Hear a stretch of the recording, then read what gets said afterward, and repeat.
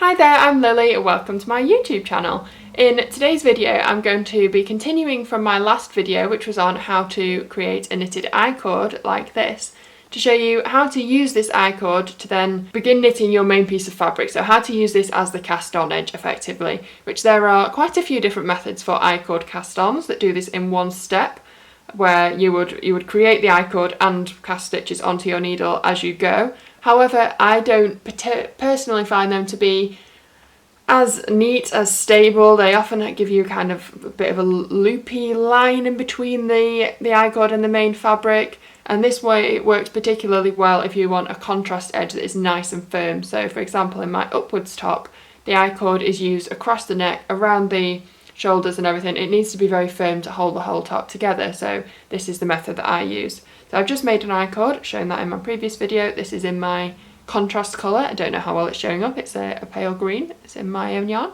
And now I'm just going to use my main yarn, in this case just a natural undyed, to show you how I would then pick up into it. So it's exactly the same as I would pick up into any other piece of fabric. So it's kind of, the I-cord is a tube, but if you pinch it, you kind of can flatten it a little bit, so it's more like a ribbon, which makes things easier at this point. So as you can see there are like a line of V's, hopefully it's in focus, along the side, and I'm just going to treat that as if it was a normal piece of stocking stitch fabric. So nothing particularly unusual at the beginning. This is my cast off edge where I fastened off there and it's sort of extended a little bit, but you can see the actual first row of stitches is here. I'm just going to ignore this little nubbly bit that I can just get tidied up at the end.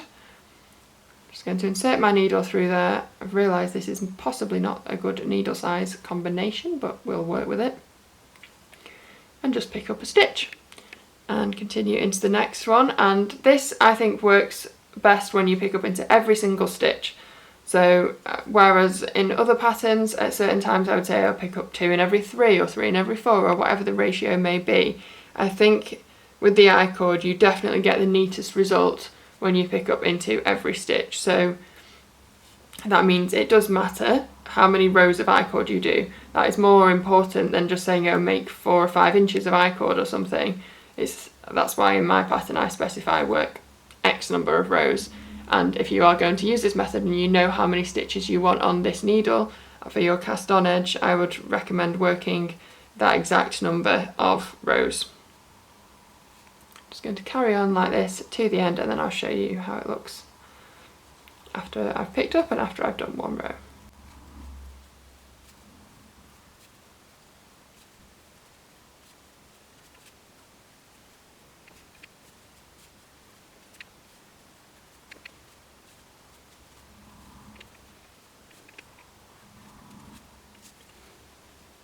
So there, I've gone all the way along my I-cord. I have a nice neat edge here. It should look exactly the same on both sides, ready to head into the main body of my fabric. I'll knit all purl even one row now, and then you can see how that looks.